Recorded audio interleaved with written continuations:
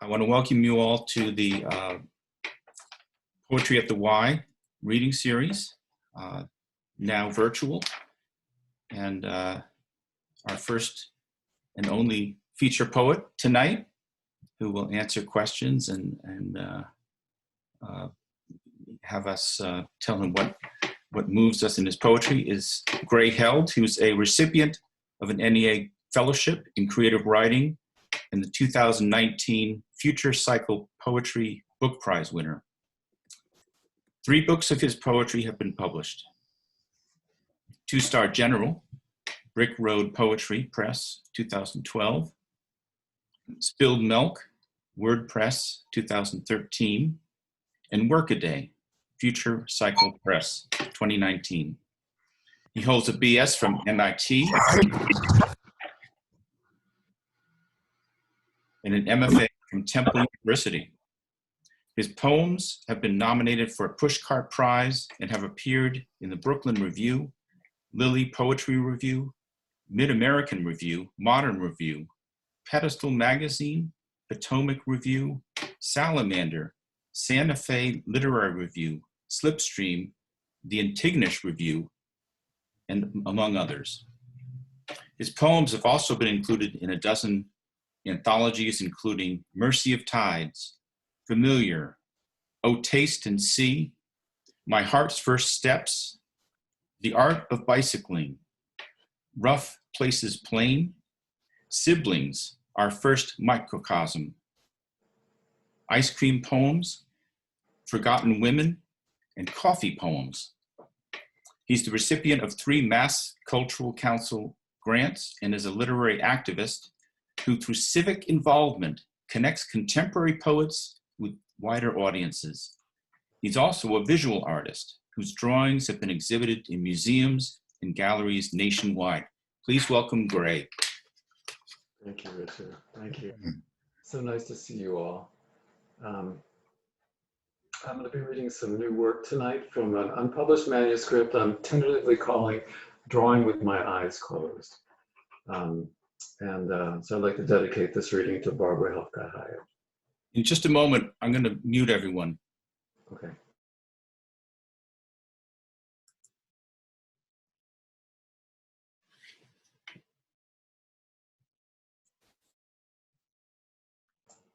Okay. Do everything you say, not good. So I'll start. Object lesson, pinecone. My student is drawing with a thin-nibbed pen. It will take him hours to spiral his way around a pine cone. Slow, deliberate strokes delineating each empty pocket where the seed had leaked. Maybe 60 pockets just on this side alone. I say pockets, but I mean bracts. He gives each bract its own crosshatched shadow. I can't help watching, imagining what it's like to be so focused, so deeply shrouded in intent. Minutes evaporate.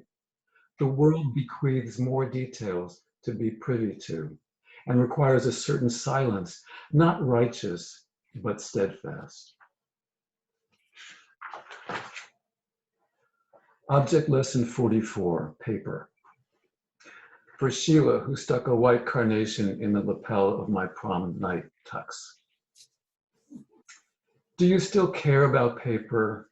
Still think of it metaphorically as full of quirks and uncertainties as I was? Regardless, I want you to know I've tried every variety and I've turned away from anything pre-lined, marginalized, since you showed me in art class the beauty of the unruly. I steer clear of slick synthetics that shun the touch of fountain pens. I said goodbye to 100% cotton bond, its lackadaisical fray. And to parchment, that skin for scripture we both believed in. I promise I'm no longer the author of that indelible drivel I scripted on an index card, no longer the boy who signed love, then scratched out love, opting instead for the see you soon I capitalized beside it. I swear my very fiber is permeable now, like Himalayan paper, rolled so thin, the ink of my poem weeps through.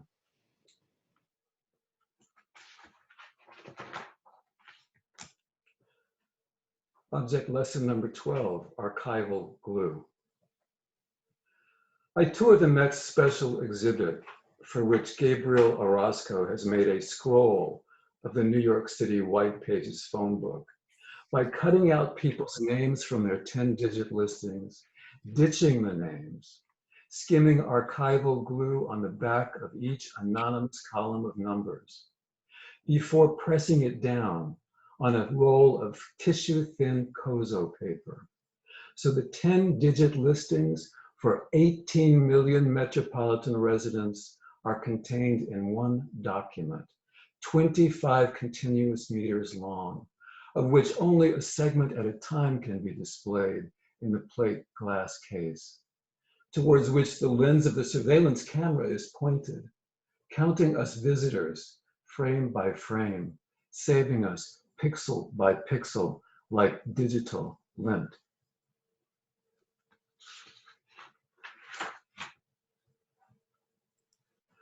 Object lesson number 15, still life. My mother has taken me to see Dutch painting. My face is painted with acne. My hands hang like sorry birds by my sides. Before me, a pheasant dead, speckled feathers on a wooden table. A trout laid out on a pewter plate.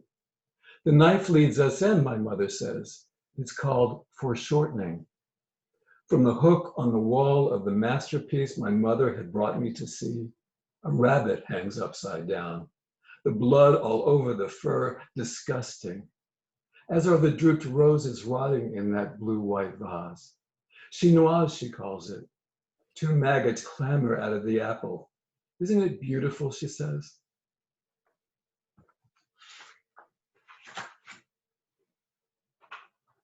Hospice, in memory of Minnie Cancino held 1923 to 2019. Out the window, the sun sets like a cliche.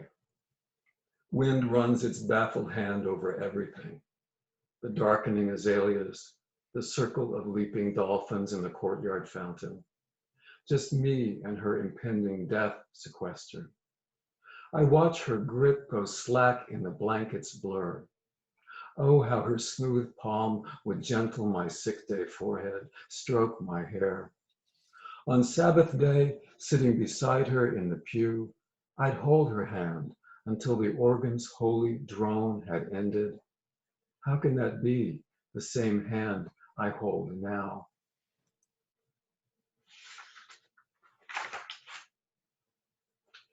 Seascape number 11, Dream Deferred.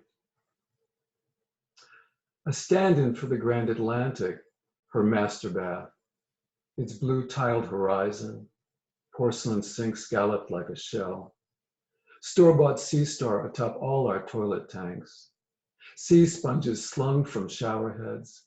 She cool worked waves onto the cushion of her makeup stool, lacy hems of cafe curtains, froth of surf viewed through a porthole. Her childhood dream, to seize the 7 seas, live the maritime life, salt sprayed and spacious. She'd gladly start as a steadfast deckhand, she'd said, mopping planks, polishing rails as the sun bronzed the sky, hitching hefty hauling ropes to cruise ship wharfs in Casablanca, her birthplace, so many gorgeous ports of call.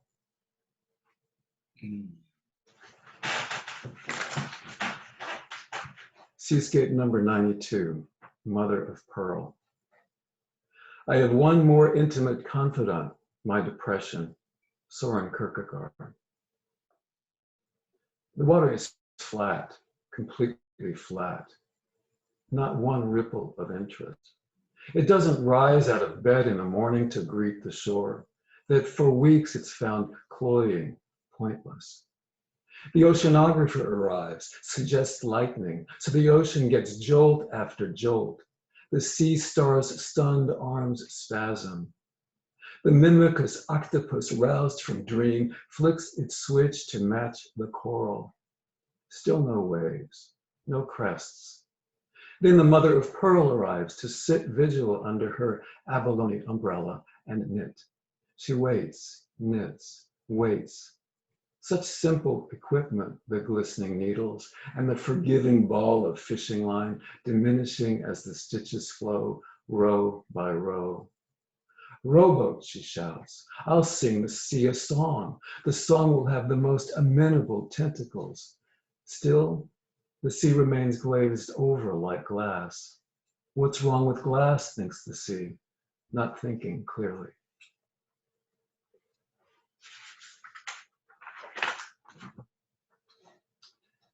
Landscape number 2, Gone to Meadow. The whole overbuilt world needs rewilding, the way my mother's yard is rewilding since she moved to nursing care. The turf expert could unwither the fescue grass that greets the asphalt driveway, could chemical away the purple thistle and poison ivy rampant and entangled in the aspen. A few yellow snapdragons notwithstanding, the garden has grown thick with unfamiliar jargon. Beetles busy the bark of the wooden planter, clots of moss in the nooks between the planks.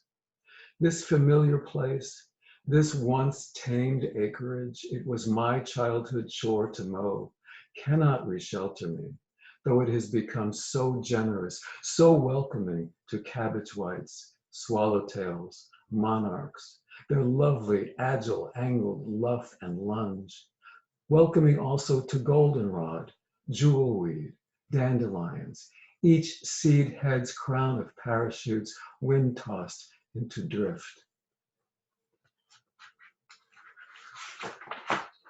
Thank you.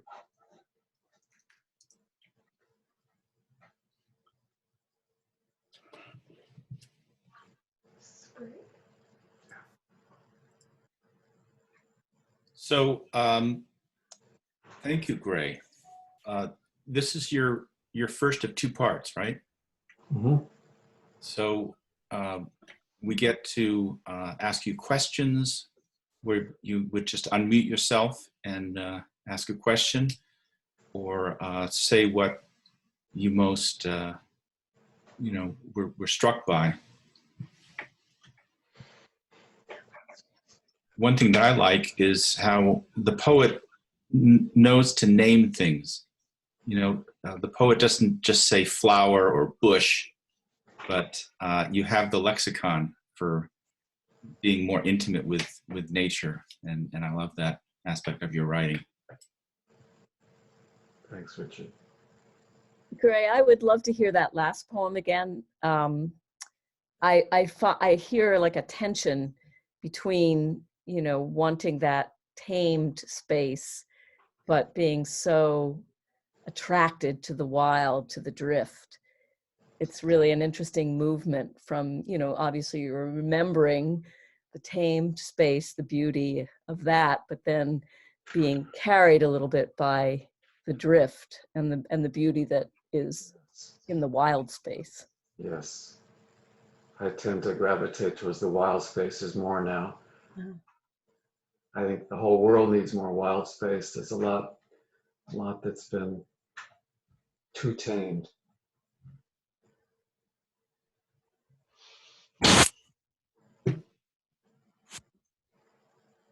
I was struck by that image of the sea asking a question. I can't exactly remember what it was, but the sea was like glass and the glass was asking about clarity. Can you say that line again? Yeah. So this is after the mother of pearl is trying to get the kid to see back to the way it used to be. She says, still the sea remains glazed over like glass. What's wrong with glass, thinks the sea, not thinking clearly. Clearly. Nice. I love that whole image, Gray, of the calm sea and depression. I thought that was so potent, and the image of the lightning trying to move it. That was really powerful. Thank you. Thank you. I was very moved by your poem about going to see the Dutch masters with your mother as a child.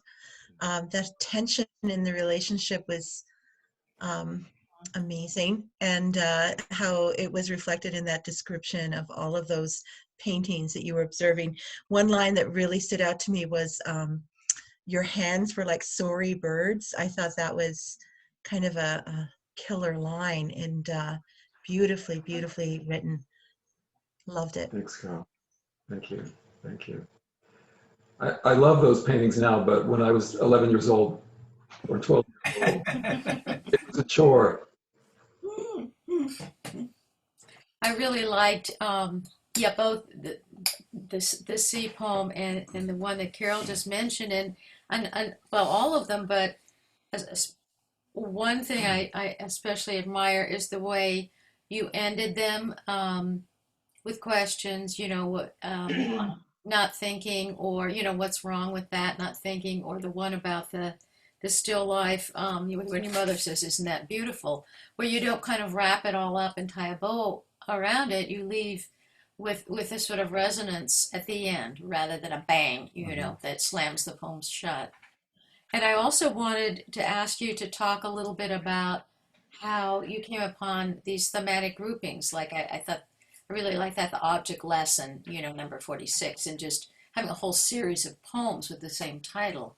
And maybe you're doing that with seascape or landscape or something. I'm not sure, but seems like you've got a couple of kind of themes going I in do. your work. Yeah, yeah. I do, Wendy. It's I'm discovering that you know, there's a lot of ways as I'm thinking about organizing my manuscript.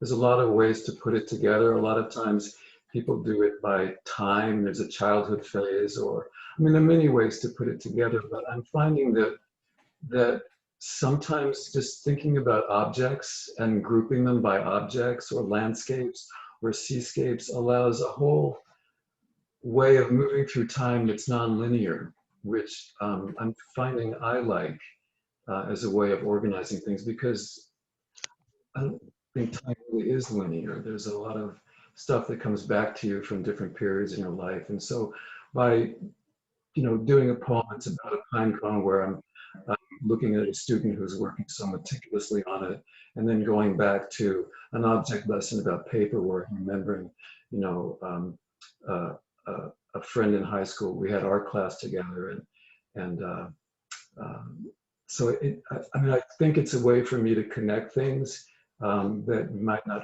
otherwise be connected, and so that's a little bit of what I'm thinking. Great. This is Lauren. The last poem really sort of affected me because I had helped a neighbor a couple of years back here in California, and she had nothing on her in her front yard, and she was disabled, and she recently passed away. And we did a lot of work with 2 other neighbors and I to create a whole landscape with rocks and beautiful whatever. And now it was starting to really, you know, be covered with weeds and the like. And I couldn't stand it, so I had to go out and clear it. So that's where I'm coming from. And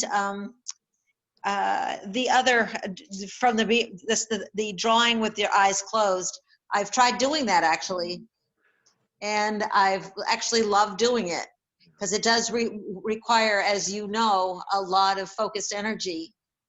And I love the outcomes because you never know what you're going to get, but you know what you had in mind. And it was a beautiful thought all together. So thank you so much. Lauren, thank you. I love drawing with my eyes closed too. Helen, who taught me how to do that, is in the audience too. It's nice to see you, Helen. Oh, yay. So.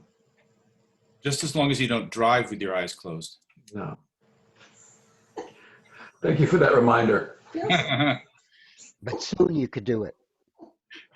Self-driving cars, right? Oh, that's right. That's right. Right. What really struck me tonight was how painterly and artistic it was. All of your work has given me a lot to think about and follow, but this was sort of like standing behind you watching you draw something. It's really just hit me very visually. It's very nice. Very musical. You know, the Yeah. rhythm and the dynamics are wonderful. Thanks, Jeff. Nice to see you. I was going to say too, I was so caught up in the sound and, you know, the rhythm. And I just felt myself kind of swaying as you were, you know, an internal sway. And maybe I was externally too, but it really lovely to listen to you read, Gray. Thank you very much. That's music Hi, to my Gray. ears to hear that. Yes. Hi, Gray. Hi, Rick. I wanted to reiterate Rich's point about the his observation of how your poetry is so precise in the naming and identifying of the objects of nature in your in the line of sight, because it you know it fulfills the warrant, or rather the imperative in the Bible, where God directs Adam to name the creatures of creation. And I think that's why Frost's claim is absolutely correct, that poetry is ultimate. And so not only you, of course, but you do it so well, but all of us here who attempt to do that are fulfilling a very important function and vocation in our society. The naming is a real skill, art, and calling. Thank you, Rick. And some of the names that were created for our plants are just beautiful. It's nice to be able to leverage those. I mean, fescue is such a beautiful word, isn't it? Yeah. Mm-hmm. You know, I think that acts as a kind of nice segue into your second part. And if you have any other questions that you would have asked now, you can ask them during the second round. So I'm going to mute everyone, and then Gray, you can unmute yourself, and we'll continue on. Thanks. Volunteer poem number 6 in art class at the elementary school after the 5-alarm fire. One child draws the fire as a red lip all around the page, and in the center, a circle with an X on top. That's a helicopter. One child draws a skinny ladder from which his sister fell. A boy who is crying drew his dog wailing like crazy and his father's car, the alarm going off. A girl drew herself outside in her pajamas.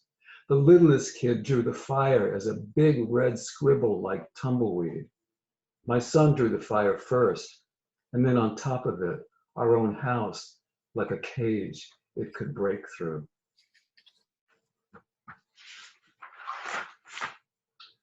Volunteering poem number 11, teaching poetry in Concord Prison. I'm dead tired of security checks. Empty all pockets, shoes off, the pat down, the repetitive questions before I'm free to enter the courtyard, where sometimes I hear the curt cut sound as a random bag caught by razor wire gets slapped by wind for no reason. Concerning my motivation, it's divvied. 20% empathy, 20% quote, leveraging white privilege for bridging social capital, unquote. Another 35% pure love of poetry that Ferlinghetti said is eternal graffiti written in the heart of everyone. 2.5% Leslie saying I need to get out of the house more. 2.5% I really do need a replacement for my day job. 20% mea culpa for my born and raised a Southerner assumptions. I once put my hand over my heart to pledge allegiance to the stars and stripes that in my high school homeroom hung just to the left of a Confederate flag. Hard to believe now I'd say indivisible, which is what our country is supposed to be, indivisible. I'd say liberty, which has proved slippery as a plastic prison tray. I want to give them something and take something indefinable from them. I want to feel the exchange, not a prisoner's warm hand on my shoulder or my warm hand on his shoulder, not friendship exactly, but a kind of friendship. These men's words coming out for air, their God-given right to take some space, my ears attending to them there. In the safety of my listening, an inmate gets to be the sugar maple, tossing down its winged seeds. I get to be the encouraging ground, a kind of sustenance they never had. So in conclusion, I take personal pride in just how good Jamal's writing is.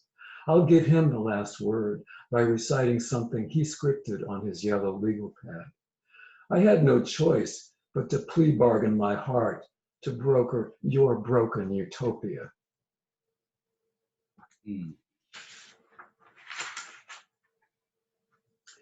Seascape number 112, whiteness. Oyster shell beach clean, sand sculpture of the Pietà, any bestial skeleton, Moby Dick, Noah's dove, God's faded claims, broken men's room urinal, my wife's summer nail polish, polka dots on her tank top, swoosh on my Nike running shoes, face of my wristwatch, terry cloth sweatband, lifeguard tower, parking space divider lines cooler than the asphalt lot they were painted on, albino shark at the aquarium, barnacles, part of a flounder eye outside the iris, butcher paper at the fish mart, waitress apron, straw in our pina coladas, napkins, clapboards of our bungalow, old-fashioned enamel stove, Ajax powder, t-shirt on Mr. Clean beneath the sink, kosher salt, surfboard stripes, picket fence, lettering on the nesting plovers sign, flowers of the beach rose, certain butterflies, sticky sap from a milkweed stem, the unabridged privilege of my skin.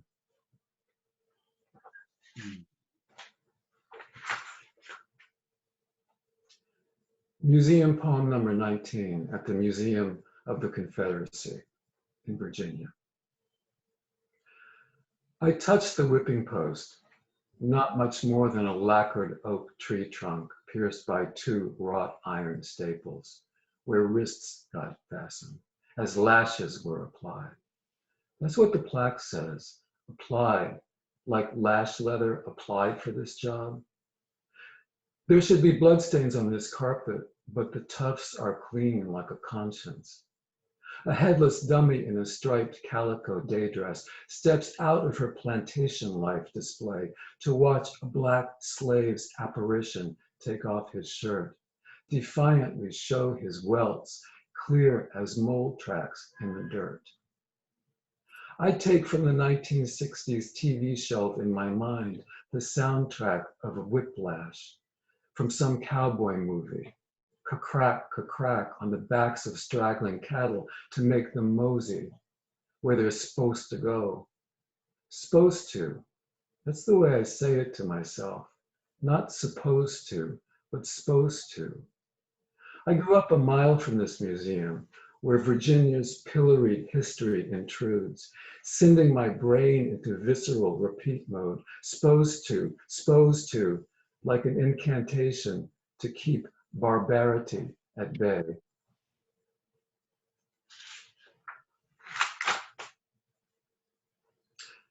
Assimilation. You talk slow, you think slow, I overheard my freshman roommate say to my other roommate who teased me about my yalls, my yonders.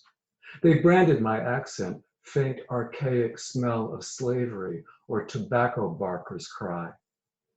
First week of classes culminated with all-night poker in the dorm floor lounge, Pabst Blue Ribbon, a circular table with 5 guys wearing Yankees baseball caps, and me folding my lousy hand and letting slip from my mouth, and it doesn't amount to a hill of beans. They start calling me Hill of Beans. That fall and winter of my freshman year, I kept my mouth shut in public. As in private, I practiced scooping, the gnat of my accent out of my glass of Southern comfort, scooping it out before it drowned.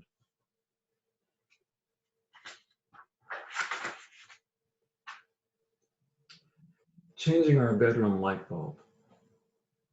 No one knows exactly why moths are lured by brightness, some siren's song of come hither that veers them to their final capsize. Drip dropped into wattage, moths drown inside the light. Sometimes acolytes are lured to the light of a would-be prophet whose litanies turn lackluster or tragic. Stepping off the ladder, I sigh. The ceiling of belief I take as fact is actually only anecdotal. So sad, these pilgrims. Their desiccated remains I paper towel into the bathroom sink. A history of drizzled wings, severed legs, swarming from the kingdom of bad decisions.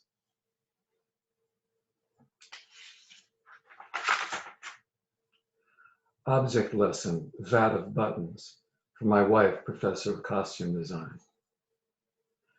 Sometimes I poke through her buttons, that population of immigrants, humble some of them or prepossessing, or big shiny hemispheres like the golden dome of a mosque, or eagle embossed and tarnished, or tortoiseshell to which a pittance of yellow sticker still clings, or a fleur-de-lis carved into maple, a black-rimmed puppet's eye, an oblong one red as jalapeno, 3 light blue on a little card, pining for the clothes they've lost. They make the best of it, 2 of the same clan looking for a third. A sexy sparkled one for sequined cleavage. Some smell of rosewater cologne, some smell of pontifical incense, some smell of tears. A whole bowl of buttons, an ocean of souls behind life's thin thread.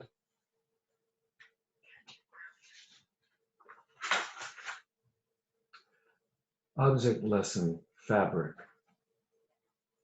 Sometimes I watch her scissors eke out shape and also shape between the shapes, the mathematics of circle skirts, and so many leather jerkins, doublets, frocks poised to be born in 1570 for Desdemona, Othello, and grieving Emilia. Costumes ready for the tragic script stitched into them. Sometimes I'm the mannequin. Today I am her Iago. She slips a few pins between her lips, kneels down to tuck the crotch, her forearm pressed against my thigh. I reach my hand down to her bare shoulder where her strap unfastened. Pure satin, her skin, mine, burlap, itching for more. Thank you. You're so good. They're beautiful. So again, we'll open it up. If you have a comment, you can unmute yourself and talk with Gray. I just want to say that once you've removed yourself from the straitjacket of rhyming, you've created this supple language that like Virginia Woolf said, kind of catches the crumbs, all the details, and I really like the way that you just take time and place and string it together. It's really pretty amazing. Thank you.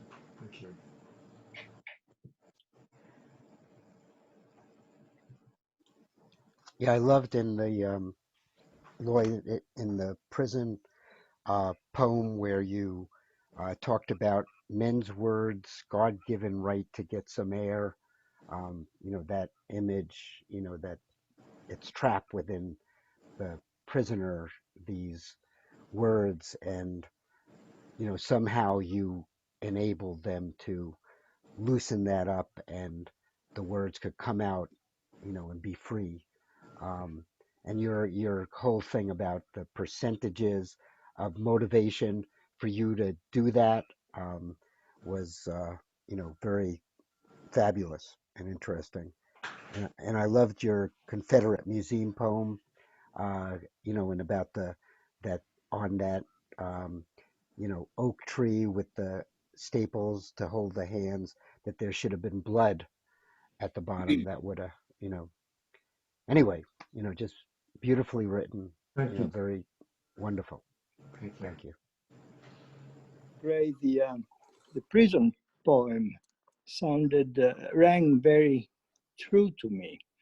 I had actually given a talk at the Concord prison Oh, and wow. had worked in the New Orleans parish prison in Louisiana. So it felt kind of very real and evocative to me. So thank you. Thank you, Vasa.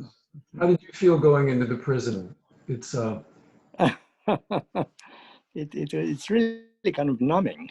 it is, isn't it? Yeah, yeah. And, Sometimes I'm more afraid of the guards than the prisoners. I know. Mhm. Thank you. I'd like to hear more about that experience at some point, buddy. Okay. I have a little poem I might read tonight. Great. I'll sign you up. Okay. Gray, Great. this is, oops. Yeah.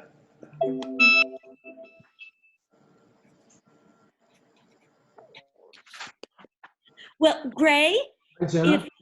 hi, Gray. I love those poems. I can't wait to get my hands on the book when it comes out so I can go over and over many of the phrases that I love. I did love in that prison poem, Liberty slippery as a plastic prison tray. That was very powerful. And I loved it. I can't remember which poem it was, but you had the phrase, the kingdom of bad decisions. And that phrase made me so happy. I thought I would like some structure in my house that I could call the kingdom of bad decisions and slip in some of my bad decisions. And I think I'd feel very cheerful about them if they had a kingdom to live in. So Oh, anyway, perfect. just loving the poetry, Gray. Jenna. That's a good idea. We should all have our kingdom of bad decisions. Yeah, that's perfect. Yes. Ray. I want to say that sometimes during workshop, we often come to the conclusion that the poem is a love poem. But I have to say that your last poem was just a crazy, wonderful, and sexy love poem. Thank you.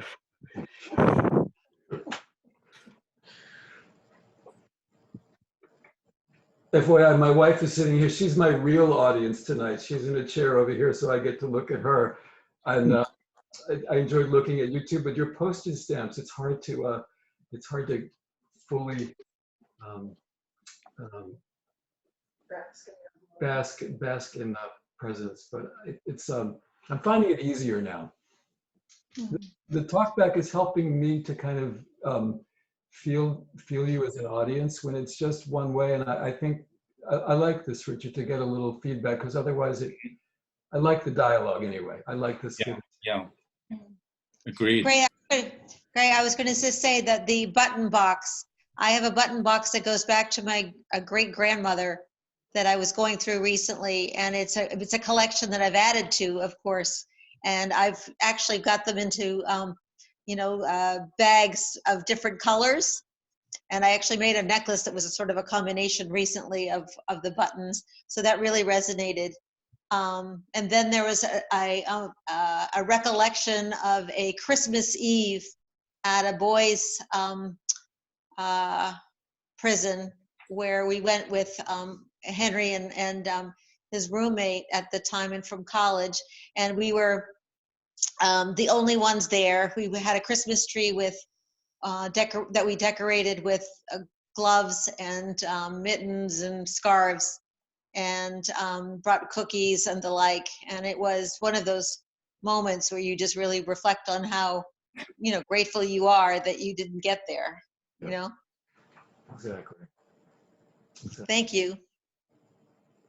A lot of times when you go into prison, I've found people were just so thrilled to have someone from the outside be with them. And it's a privilege for me as well. But I felt appreciated as someone coming in to offer what I had to offer. Yeah, and I just remember this feeling that they didn't, but they were just lonely and they were forgotten by their own families, and there was no one else there.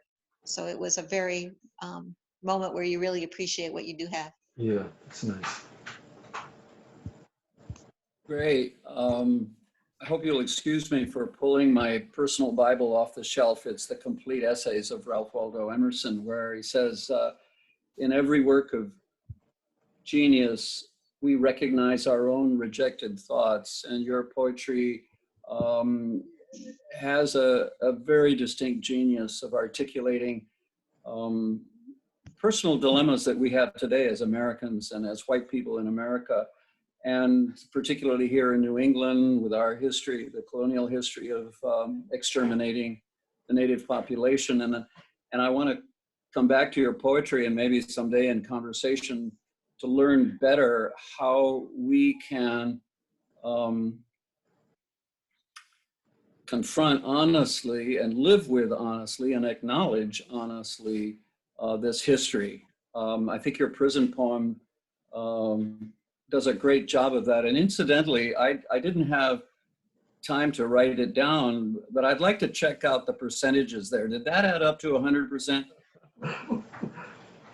Anyway, your poetry is of course beautiful. We're all resonating to that, but it's important because it represents the very contest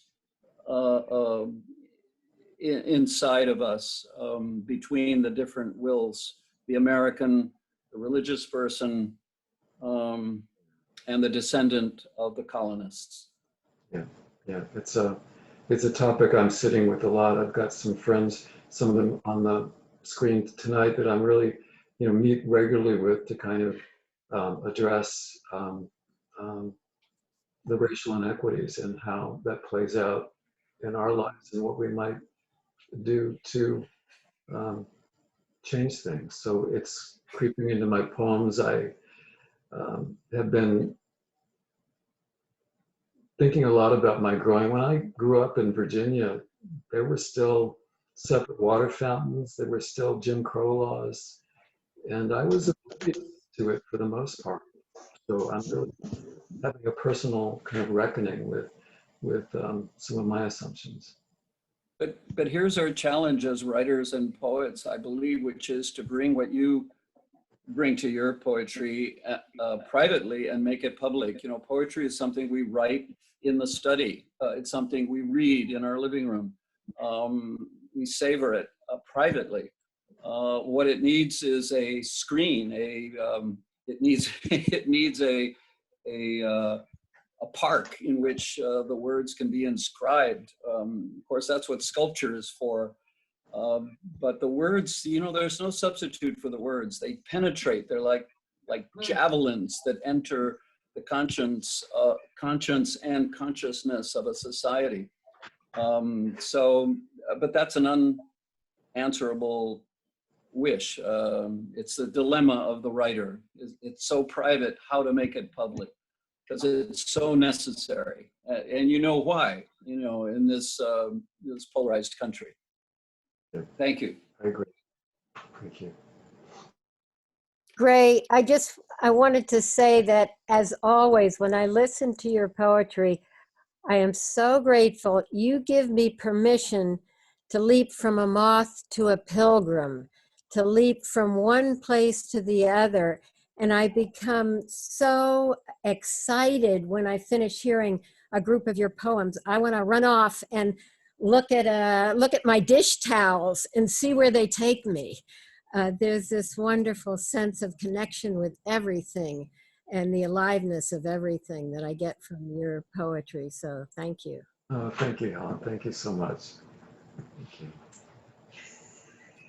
That was a really powerful sequence, Gray. I really liked how you you talked about whiteness and white privilege and from many different angles. I can't remember the one you opened with. What was the name of title of that one? The first one? I think the first one was volunteering in the elementary school after the 5 alarm fire. Right, right. And then did you have another one before the one with that was like a list poem with all the white Yeah, the things? prison, volunteering in Concord Prison. Yeah. Yeah. Yeah, that was such a powerful pairing and then, going to your own Southern background, and then how even you were sort of a victim of discrimination with your accent, and I like the way you were interrogating not only your whiteness but the words like "supposed" instead of "supposed to." You were questioning the very language on which politics is the blade. I mean, it's words are blades too. So it was really really liked your group, the whole grouping as well as the individual poems. Very much. Thank you very much. There's a lot of wonderful Southern expressions that you don't hear too much anymore that my grandfather and great uncle used to use that were just beautiful. Yeah. You can't whip a dead horse and expect them to pull the cart. And they were just so picturesque, so metaphorical. Anyway, yeah. Jesse says it does add up to 100%. He kept track. Oh. my son, who's a data analyst for the Phoenix Suns, just checked my math on the percentages, and he said it adds up to 100. So I'm gonna believe him. Great. There's that MIT background. Yeah. Thanks, Jesse. Well, I think on that note, we'd like to thank you very much and thank you very much. Hear from some of the rest of the room and continue this conversation, poetically speaking. And I want to bring in Monty Iyer to start us off with the open mic. Hi, can you hear me? Yes. Okay. Genesis, at a God-forsaken time,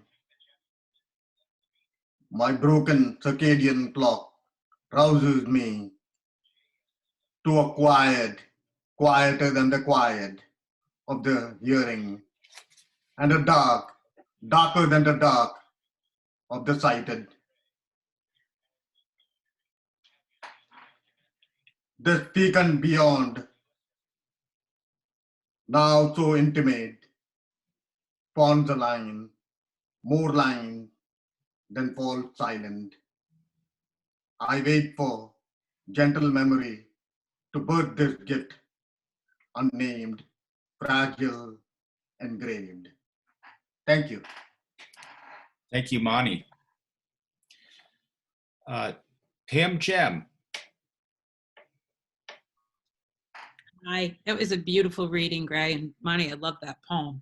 Oh, thank you. The name of this is The Mother of Exiles. It's after the Emma Lazarus poem, Not Like the Brazen Giants of Greek Fame. They float up close on tourist boats. When gales kick up, I can't walk out there, right? Brazen, I don't care if I compare to roads. My sweat equity, fickle politics, infights, I'm sea-washed. My green coloring forebodes. I'm kindred mold from the kill to the light of me assembled in America. I'm 1,000 pennies shimmering tall. The new colossus frees my character. The bronze craze hangs on my pedestal. I'm exiled on my little isle. My flair for the downtrodden, their crests of ire. It was that sonnet that made my allure, the wretched refuse, the teeming shore. Thank you. Thank you, Pam. Up next, we have Rick Ribstein. This is a lot of fun. Thank you so much, Richard. Name of this poem is Good. Standing in the lake, taking in the movement of water so that the core of me will move as well, I see a struggling insect. Tiny waves go out and get lost immediately. For a long, uncaring moment, I observe the tiny drama, and then I become a wished-for God, and my hand underneath it lifts it skyward. And as it turns its drenched body to shake its wings free of the imprisoning water, its little stinger point touches my tender palm. For a long moment, I observe, uncaring now about myself, and then suddenly shake it loose. It falls back to its doom. Berating myself, I mourn the little warrior. But the next day, striding half deep by the wooded shore, I surprise a much larger fish than I have seen before, and if sent from its mind, the thought strikes me. It loves water-trapped insects. The meanness I showed the bee that never did sting me was also a sacrifice to the nobility of fish. It is good to be able to forgive oneself as one tries to be better. Thank you. Nice. Thank you, Rick. Up next, we have Wendy Drexler. It's really good to be with all of you. Great evening, and thanks to Greg, and thank you, Richard, for hosting. Greg had an octopus in one of his poems, and so I'm going to read a poem that was inspired by the movie The Octopus, My Octopus Teacher. It's on Netflix, and I highly recommend it if you haven't seen it. It's just wonderful. Thinking about the octopus, I'm thinking about how she opens every one of her 3 hearts and all the brain cells in her 8 arms, how she coils into a ball inside a cloak of shells and stones, wraps herself in a shawl of kelp so the shark won't see her, regenerates the arm the shark tore off, in seconds clothes herself in lionfish, flounder, sea snake, then jets away like a rocket to slip inside a crack no larger than her own eye. I'm trying to understand what made her uncoil one shy arm to touch the hand of the filmmaker who dived down to her den 26 days in a row in the kelp forest off the coast of South Africa, and when she spurts through the water, hurls her whole improbable body onto his chest, and twines her arms around him, clinging. How can you not call that tenderness? Am I crying because we've all been so far apart? Don't you too want to find a way back to what we once were with each other millions of years ago, that common grammar, that syntax of salt and stars? Very nice. Very nice. Wow.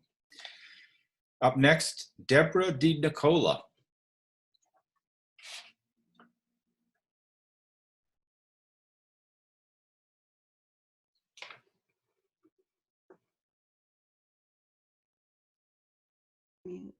Okay, sorry, I couldn't unmute it.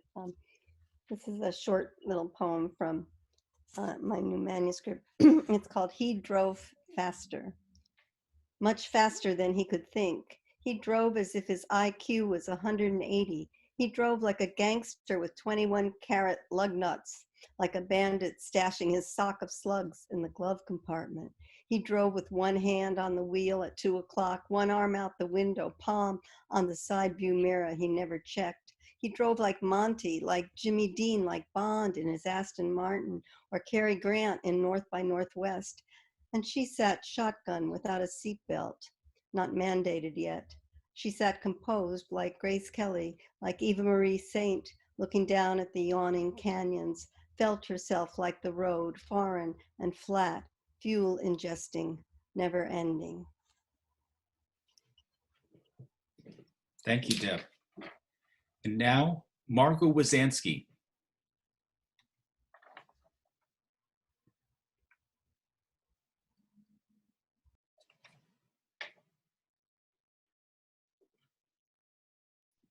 do it. Gray, that was so gorgeous, really. And thanks, Richard. A meditation on the present. I float, and the small disturbance on water rocks me toward the blue horizon, ugliness thrumming just underneath, and my impotence overwhelming. Ready myself to compete with birds the minute the elderberries ripen to the bluish black of syrup. The ripening missed last year when I almost died. The peas I planted too late, the sharp bite of them, I pick, saute, butter, and feed you. With the anniversary of my near death upon us, should we celebrate? I don't know how, except to keep breathing. The fawn has come into the yard again, her observant ears big and tense, the rest of her so thin she's almost two-dimensional. I stare and she stares back at me. As I was healing, virus began to ravage the world. The few lilies the deer left after eating shout out the color orange, emphatic, clear. And because controlling the virus takes qualities absent in my country, sacrifice, equality, generosity, leadership, tonight, as crimson streaks across the darkening sky, I push back hard against the assault of news. Tune in only to mothers standing arm in arm against injustice. Very nice. Carol Hobbs. Hi, everyone. It's so good to see you all. Gray, that was magnificent. I'm so looking forward to your next book, and it's been wonderful hearing everyone read. I miss hearing the poetry, and it's been just so beautiful to hear everyone tonight. I'm reading a poem from a really fantastic new literary journal, art journal, a beautiful piece. Emily Ferrara has put together her Pandemics Journal online. This one is the first edition, which is titled Mask. And I am blessed to have a poem in that first edition. It's called Reopening. And it's a erasure poem. Reopening. Our approach relies heavily on protocols, exhaustive, distance, mask worn, will vary by classroom, it will depend. Classroom will contain the exact desk needed to maximize the footprint of the room. Wear mask. Reduce the mixing of students to the extent feasible, except when receiving services that cannot be delivered. All directives to return to schools seem to be a reasoning that wants me to comply while burying the real dirt. Student, family, staff member, extra disposable. Families should be washed by families each day, everyone on the bus, transparent, clear, utilized. We encourage families to consider transparent, clear when appropriate. Facilitate peer-to-peer interaction appropriate. Hand washing, hand hygiene, routine hand washing with soap and water, hand when hand washing is not available. Undergo a deep clean every evening. Deep cleaning, high touch, all possible surface areas, large open areas. The need for surface contact, harsh. This system approved. Staff will perform on demand during school hours, after each breakfast and lunch, ensure the students observe separation while not outdoors, touchless, restricted, wearing mask, equipped with also a private space, a fine and private space. Thank you. Thank you, Carol. Clara Silverstein. Gray, I admired your willingness to take on history in a lot of your poems. This is called Language of My Ancestors. I try to lose the texture of my mother tongue, meandering vowels pushed aside by declarations. Ah, so, gut. A prickly novelty like hazelnut torte, nibbled with a torrent of coffee, rat-a-tat greetings. Every word I learned trapped behind my lipstick, a brazen and false front. I got away from the precision of third pronouns that have no gender, nouns that glom onto each other through word building, like eyeliner, and scarves loop-de-looping, trains that must run on schedule. Wow. Thrassos Caliglas.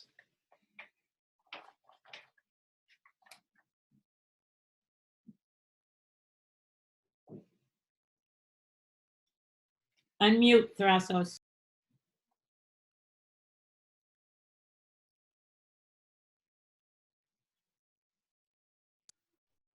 He's muted.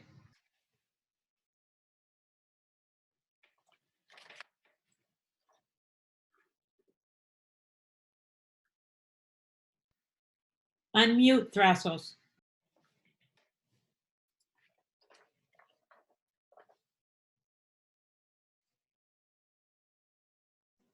There it is. Sorry. But Gray's poem reminded me of my own experience working in a jail. This is a young poem, and it does not have the sublimation that characterized Gray's poem. But I was impressed in the prison that blacks, whites, and the cops, who were blue in my eyes, all swore constantly.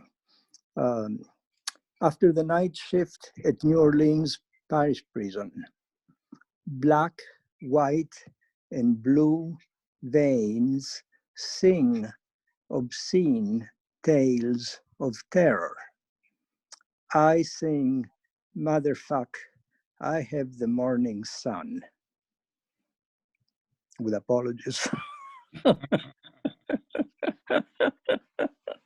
Fantastic. Thank you, Thrassos. And now for a penultimate poem, I'm going to step in here and read my latest, Deadheading the Cosmos. You just have to pinch the heads off, and then instead of going to seed, this African daisy baby goes on flowering. I thought about that when I saw him on Facebook, arms around my wife before we were fully divorced. His revelatory hands entwined with hers, full possession mode, a fellow deadhead living in Vermont. I wanted to deadhead the cosmos then, on a grander scale this time. Everyone's sloppy dead, their heads pinched off on some vast battlefield of love. Those social media faces that keep popping up to remind me that you can't kill love, and the cosmos is fully capable of another flowering. And now for our ultimate open mic reader, Alexis Ivy. Hey, it was great to hear you, Gray, and it's great to be here. I'm going to read a formal poem. It's my first shot at writing a duplex that's a form that Jericho Brown just kind of created the past 2 years. It's called When the Poker Game is at My Place. I sometimes deal out an extra hand without a player, a dead hand. It sits there face down, the hand everyone usually forgets. Well, we bet, fold, forget that we already bet, listening to the Rolling Stones play through. Sometimes the dead hand wins when it plays. When that happens, all the chips are left in the pot. The next round wins all the chips left in. The next win just gets bigger. The dead hand makes my odds even bigger, even more about death than I meant to. I should know my life exactly. I mean to. But sometimes I deal out that extra hand.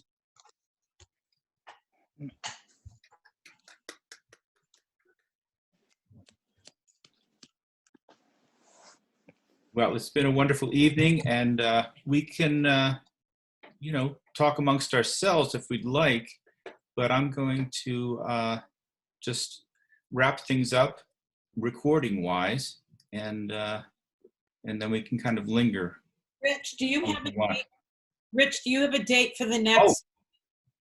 thank you so much, Pam.